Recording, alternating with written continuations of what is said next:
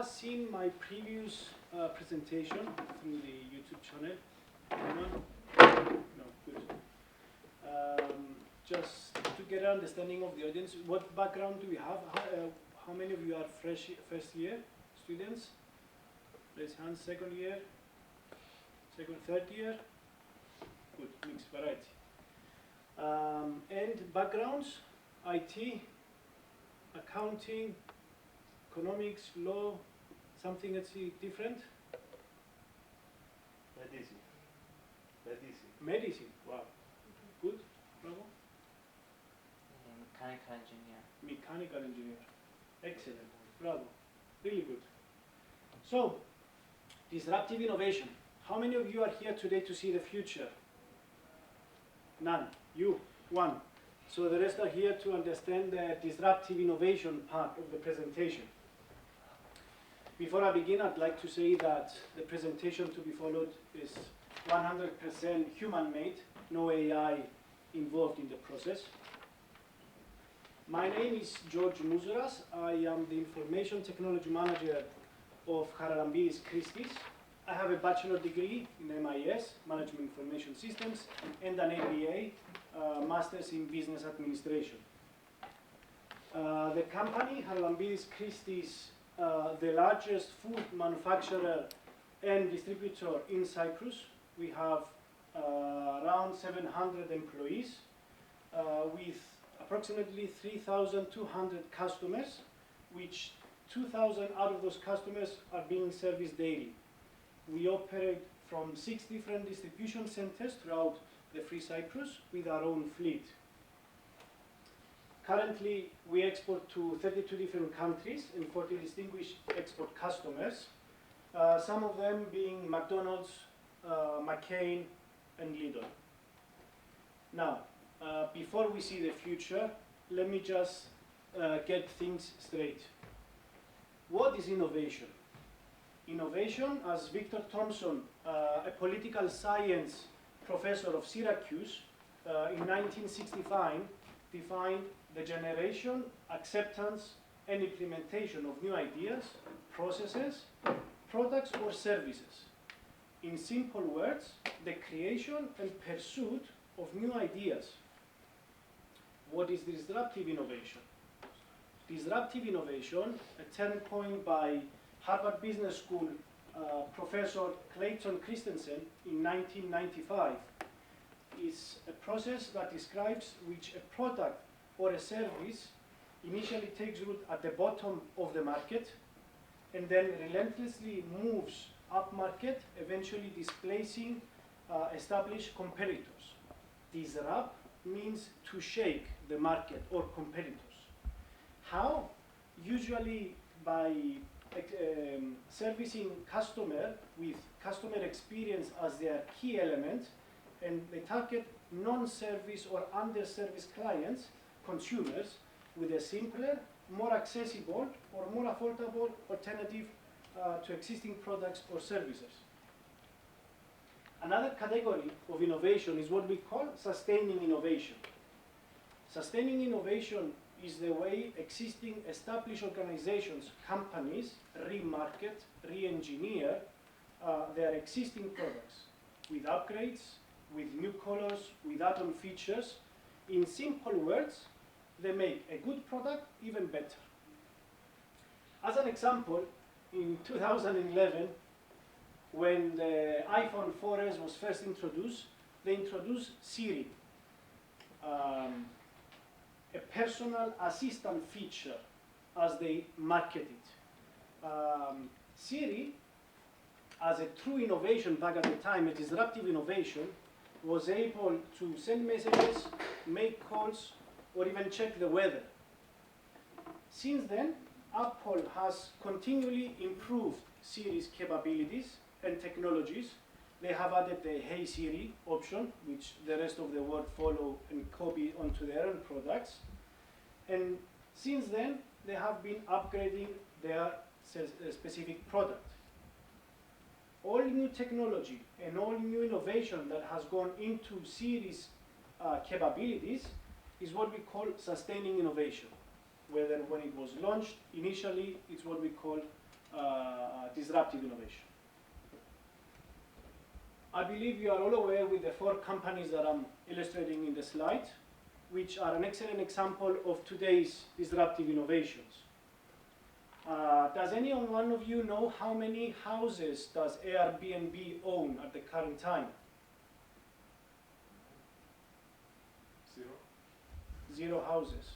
How many cars or taxis does Uber has? It's not globally in Athens, let's say. 0. The answer is 0. So by owning 0 assets, how can someone be profitable? This year's second quarter 2024, Uber states their revenue grew by 16%, leading them to $10.7 billion. And Airbnb, for the year ended June 30th of 2024, 10.5 billion, 15.59 increase for their year-to-year revenue. So this is disruptive. With 0 assets, they make billions. So out of nowhere, these companies appear at the bottom of the market. They launched a new radical product or a service that was accessible to a larger audience than the traditional ones, and with the user acceptance and user experience as their main goal, they achieved to disrupt and to force out of the market existing players. The 4th industrial revolution, which we are in right now, has been the talk of the town, along with the biggest word ever since the commercialization of the internet, AI. Everyone nowadays talks about AI, about the revolution of the AI, and how AI has been affecting our lives, and why do we need to know, and why do we need to use AI in our everyday life, in our businesses. But what is AI? AI, in very simple words, has so far 5 major branches. From left towards right, we have computer vision, machine learning, robotics, deep learning, and natural language processing. For example, ChatGPT lies under the natural language processing, which accepts text or voice as input, processes it, and then finds a similar or a correct on his own way answer, and then returns that answer to a readable or a human understandable material. Let me clear something out. AI is not the revolution. AI is not the disruption. Very often I have discussions with people, with scholars, with businessmen, business people, that they don't understand that even today AI, as other examples in the past, is the means, is the way, the process for disruptive innovation to occur. And believe me, we are in the beginning.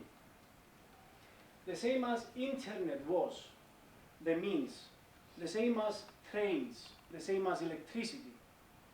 Without electricity, how does internet work? Without trains, how do you move massive quantities of sand to produce silicon that creates the microchips that need to run the internet? The same way, without AI, we cannot move forward. We are obliged and we are binded that AI is the enabler for disruptive innovation to come. So, as a synopsis for the 4 companies, what do they have done in common to be disruptive? They introduce a completely new way of doing things. They make products or services more accessible to a wider audience. They offer more cost-effective solutions compared to traditional alternatives, and they prioritize user experience and convenience. Now that we have the theory out of the way, let's start. Why do we need to know what disruptive innovation is and how to benefit from it? Well, in the context of business, almost all disruptive innovations started from startups. Spotify versus the C&D industry, Netflix versus Blockbuster, Airbnb versus the hotel chains, Uber versus traditional taxi companies. with the use of available technology and the use of disruptive innovation, they have achieved amazing results that we all benefit from it. By understanding existing examples of disruptive innovation, one can only broaden her horizons and understand and overcome barriers. To elaborate a bit more, let's focus on SpaceX. SpaceX now is 10 times cheaper with a 30 times lower cost overrun than NASA in lifting payload into space. With the use of technological platforms such as AI, they have tremendously reduced the error factor, leading to lower cost and more success towards the goal. They have exponentially increased the results of hypotheses and mathematical computation scenarios. They push the boundaries for thinking and overcoming barriers. Has anyone seen the latest 2023 Orion NASA's landing of their spaceship?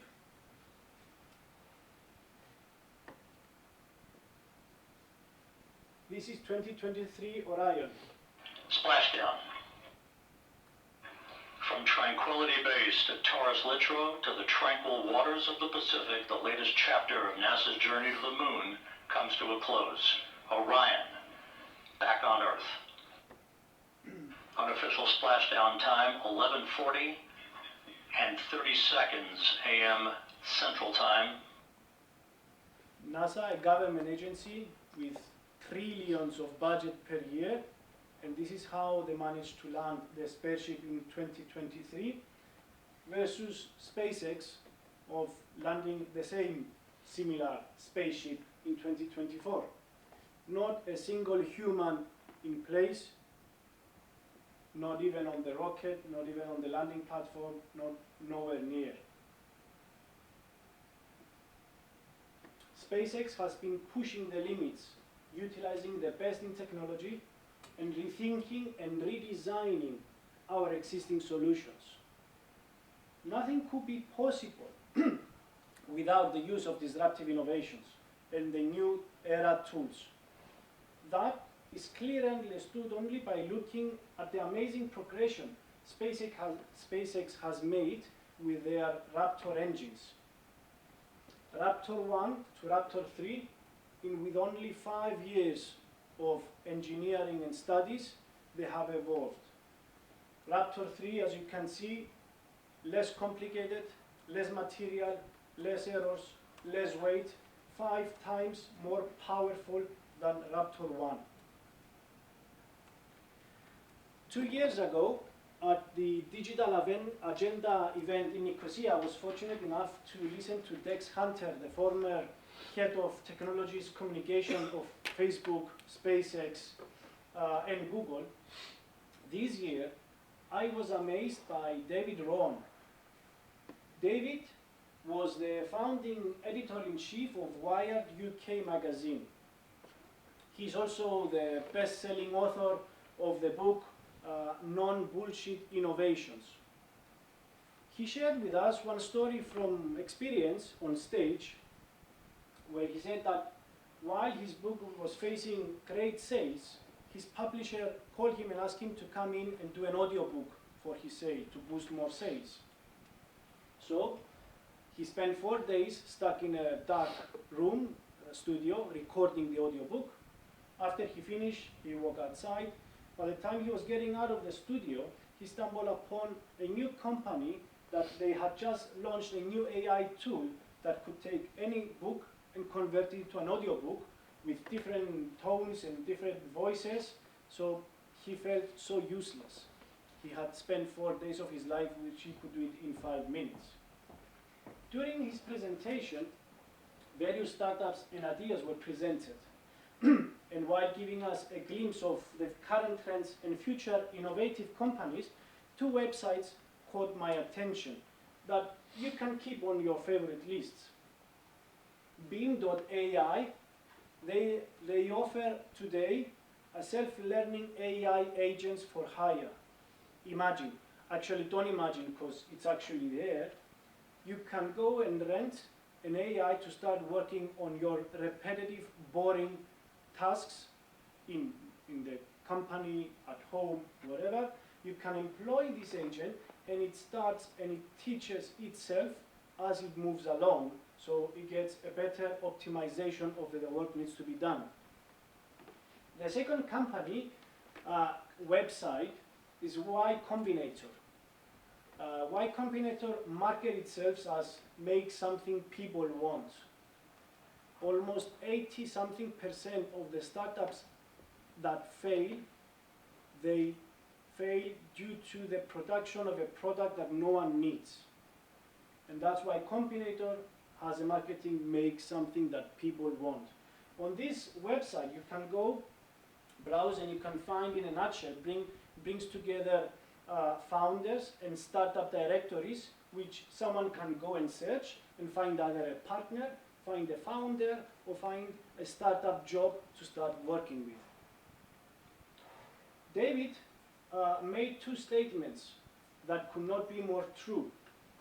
First, he said, I am constantly having to unlearn what I think I know about AI.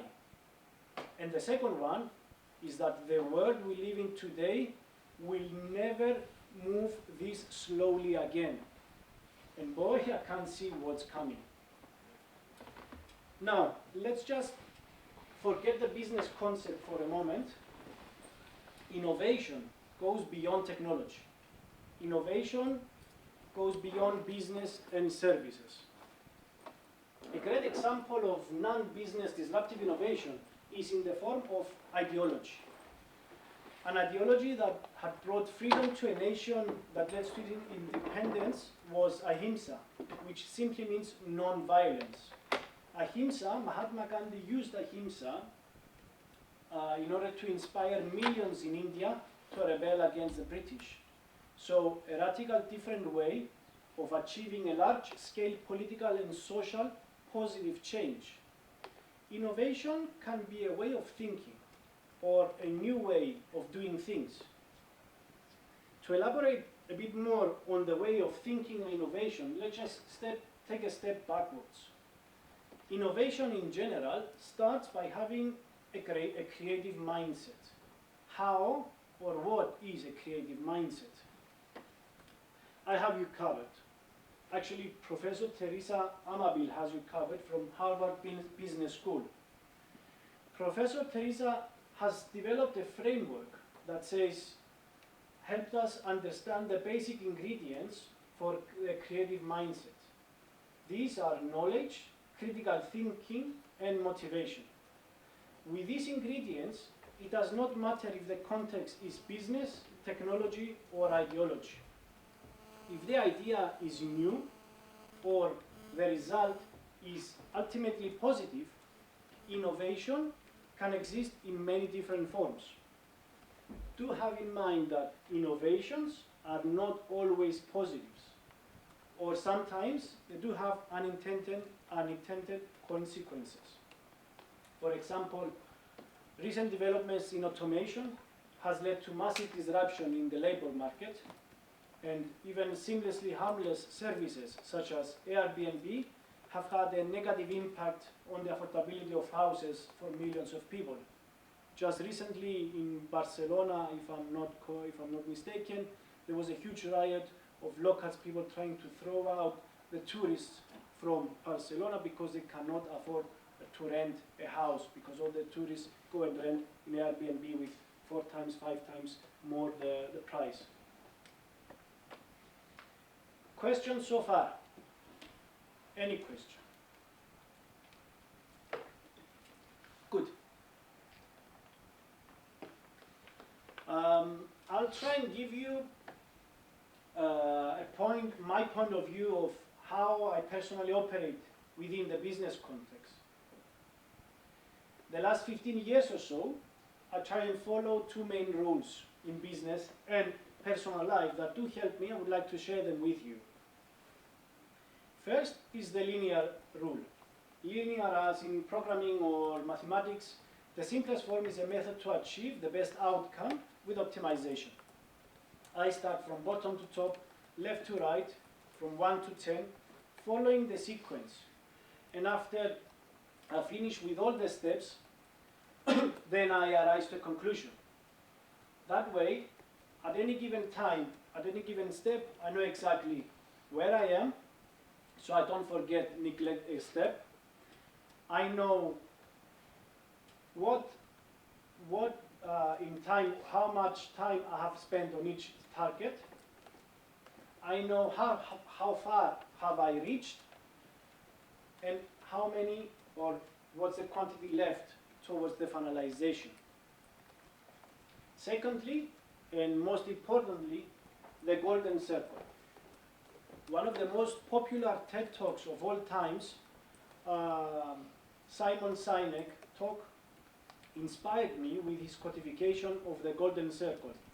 Does anyone follow or see TED, T-E-D, online on YouTube?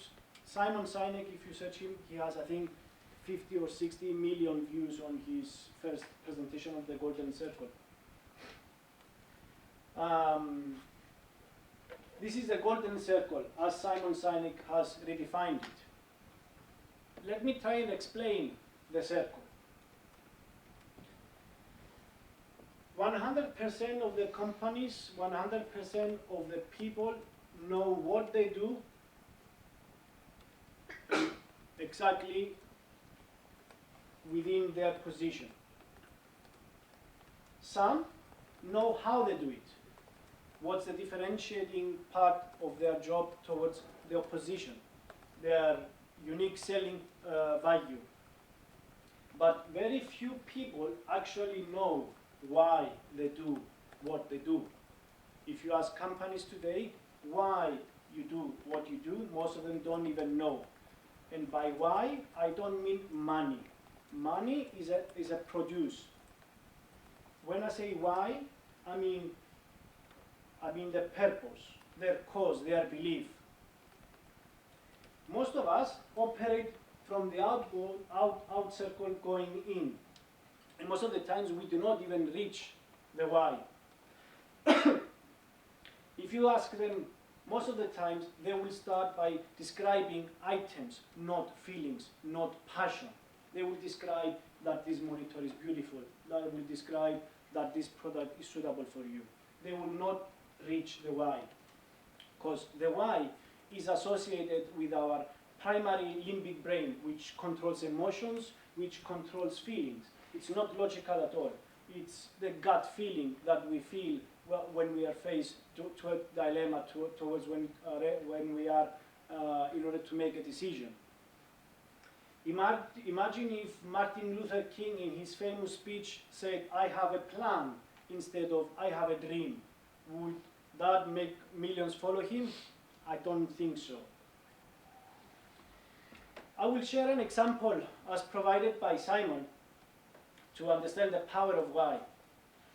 We're all familiar with Apple and their products. If Apple operated the same way as other companies operate, by starting with the what, a marketing message from them will sound like, "We make great computers. They are slim, they are fast, and they are very elegant. Do you want to buy one?" Not really. Instead, how does Apple communicate this message from within? The same message, the why approach. Everything we do, we believe in challenging the status quo. We believe in thinking differently. The way we challenge the status quo is by making beautiful design products easy to use. We just happen to make great computers. Do you want to buy one? The message is a bit different. It talks directly to you. If you're not sure of how to start and find the why, I will help you with Simon on the next slide.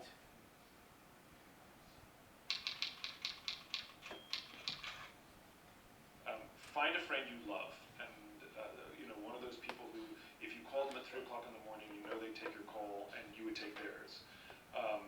Don't do this with a spouse. Don't do this with a sibling.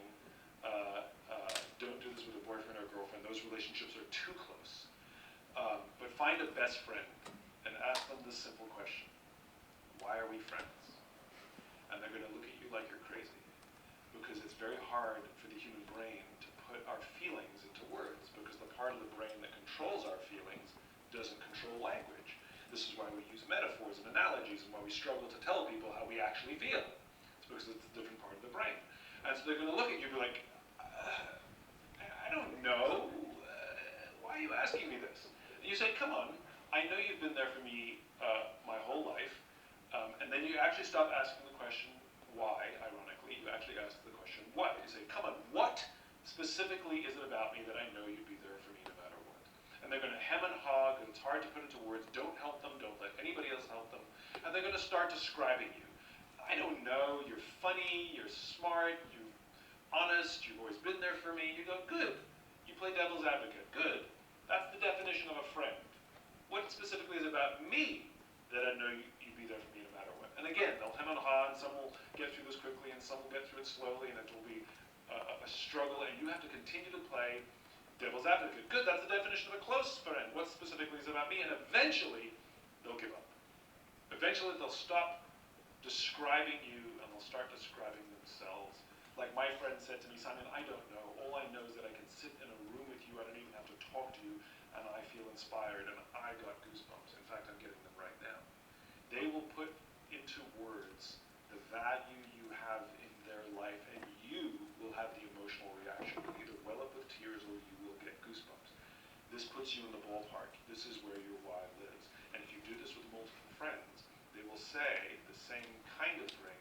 In fact, sometimes they'll say the same exact thing, because your why is the thing you give to the world, and amongst your closest and best friends, it is the space you fill in their lives. So that's a fun little way you can find your why. So it's a really good exercise to do amongst your friends, to find the why, but as Simon said, is really hard to put words into feelings, into emotions. That's what Apple makes Apple a great company. It puts the emotion first, that doesn't really care about the what on their products.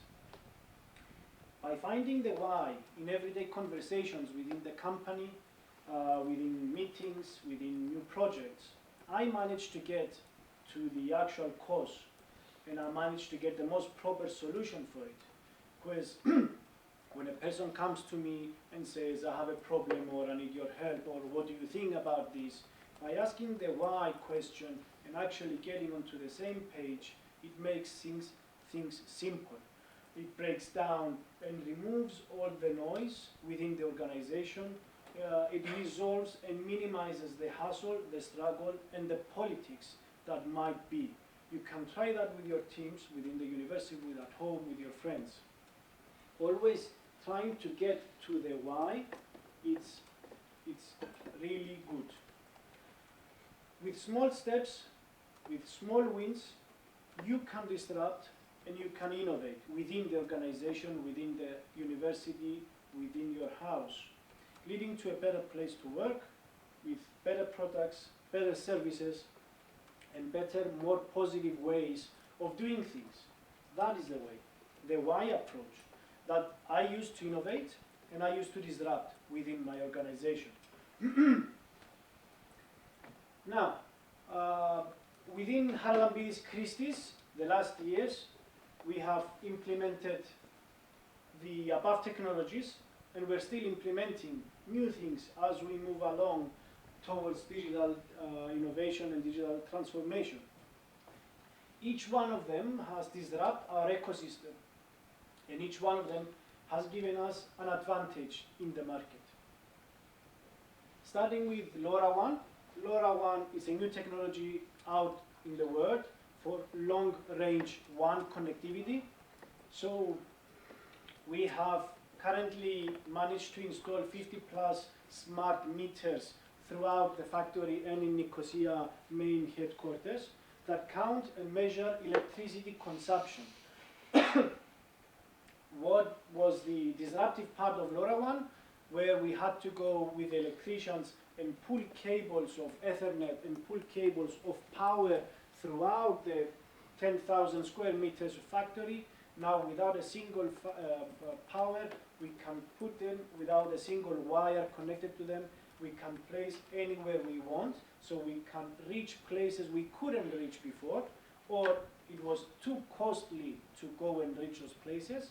So we have tremendously reduced our cost, and we have speed up the process of installing and having live measurements throughout the company. Now, LoRaWAN has enabled us to be aware of each department, each machine with each department, what's their consumption of electricity. So when we pay the bill every month, we know exactly where to accumulate that cost so that the product that is linked to that department can have a proper price tag onto it. Implemented, as I said, in a fraction of a cost, resulting in savings, cables, labor hours, and equipment. The second one, IoT devices, Internet of Things devices, are smart devices. Nowadays, you can find them mostly in all stores. You can have IoT devices for turning on lights, switching off power, thermostats, whatever you can think of. Within the factory, we managed to install on 3 different lines, and we have managed to captivate and capture the activities of each line, so we know exactly how long this packaging line has been running, how many products have passed from that device, what was the fault error that caused it to stop, when did it stop, for how long was it stopped. So all of these numbers are now automatically being created, and it gives us insights, gives us data and information for the relevant departments to go and work on them. Human resource department, the factory operation department, mechanical engineering department, IT department.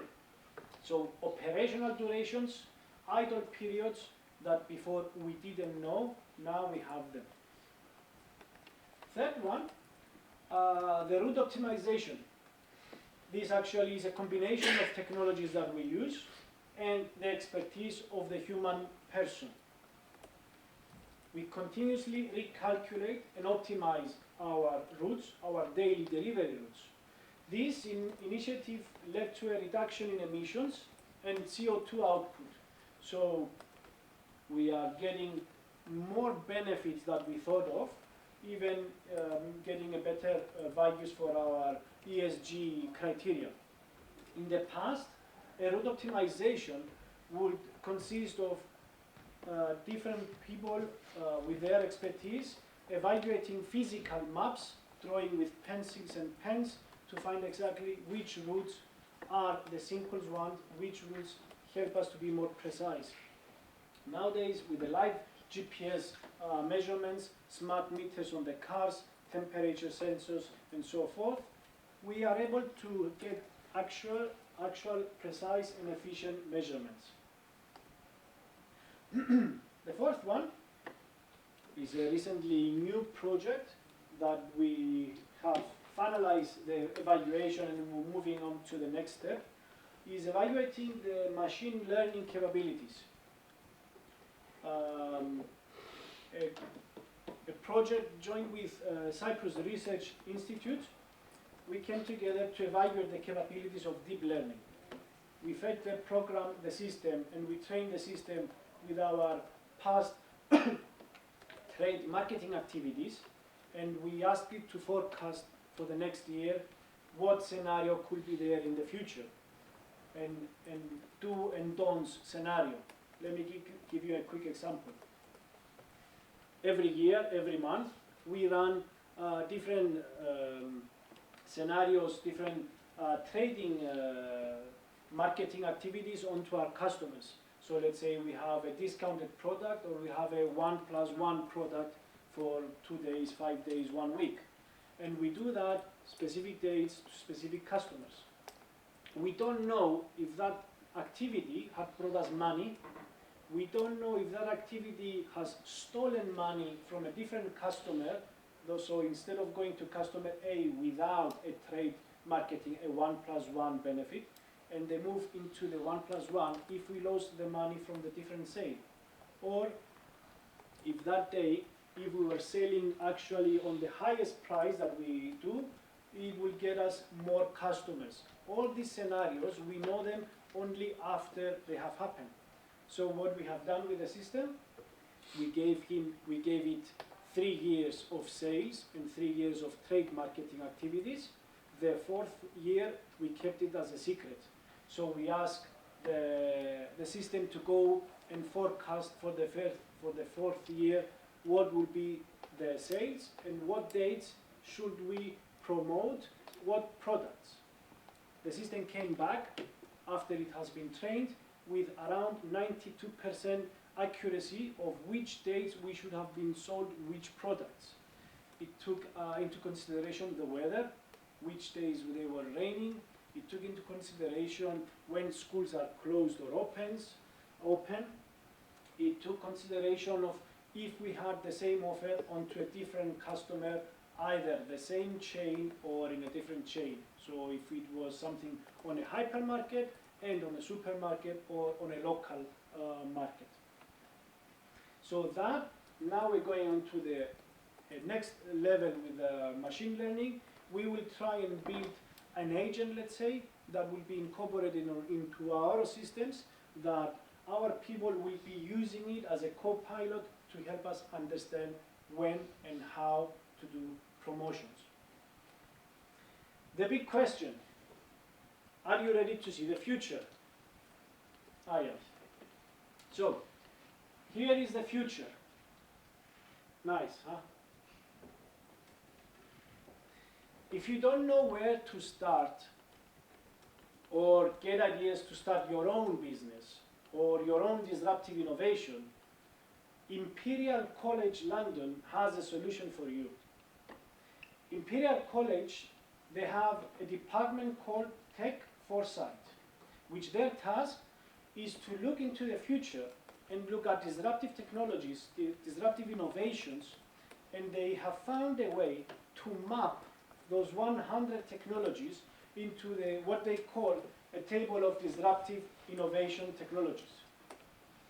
A dashboard of 100 wonderful, weird, and possibly wearing ways the world might change in the foreseeable future. Their words, not mine. Let's break it down a bit to understand it better. On the left-hand side, you have the code for each technology with a quick description under it. On the right-hand side, you have a long list of references with examples of companies that are actually right now working on those solutions. The beauty of the table of disruptive technologies, first it looks like the table of elements that we have in chemistry and so forth. And the second is that they have color-coded the technologies. Green are technologies that are happening right now. Autonomous cars, vertical farming, delivery robots. Yellow are things that will occur next in a horizon of 10 to 20 years. 3D printing of food, self-writing software. Red are in a horizon of 20 plus years, like pollution-eating buildings and data uploading to brain.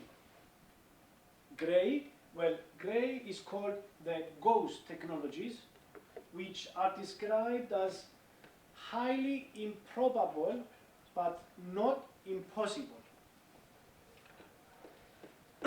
What I need you to understand and do with the table is available online. If you search Imperial College London Table of Disruptive Innovation Technologies, is available for you to download and see. I want you to first understand the disruptive innovations that are being described. Some of them you will understand. Some of them you will not. That's fair. Use the table to go and find companies that are doing and see what they're doing, how they're doing it, and understand how these technologies will affect our lives in 10 years, in 20 years, which time, as Einstein says, is relative. The 20 years might be in 2 years' time, or it might never happen. If we understand what they're doing and where we're being moving towards, we can prepare ourselves either with the skills, either with our companies, and so forth. If we quickly drill down onto specific examples from the table, we can find at number 32, precision agriculture, and the description, Blue River Technology, and Hortau, if I'm pronouncing it correctly, from Canada. This is Blue River's website, which they are live right now, and they are selling robotic agriculture. Imagine if Cyprus, which is pretty an agriculture country, to have a 24/7 robots cultivating the land, so with precision, with GPS monitoring, with less water, with less pesticides, with all these benefits that we can get from it. Secondly, at number 79, the red technology, so 20 years plus from now, we find data uploading to the brain. And we find the companies that are actually working on it right now. Neuralink of Elon Musk, DARPA, General Electric, and maybe Facebook. This is Neuralink website, which is live right now. You can go and see it. They promote their data uploading to the brain as a way of treating humans with unmet medical needs today in order to potential to unlock their human potential for tomorrow.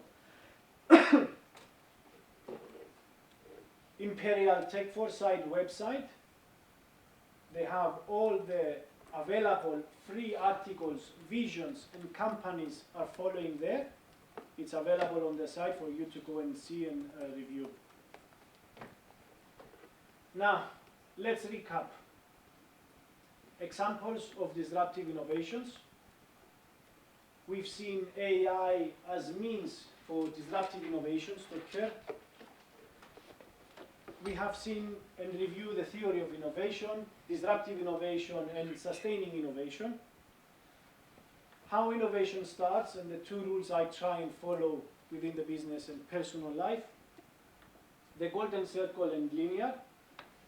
Finding your why, and eventually we revealed the future of disruptive innovations. Closing, I would like to remind you that this was a 100% created presentation, and I'd like to answer any questions you might have for me. Thank you. Questions?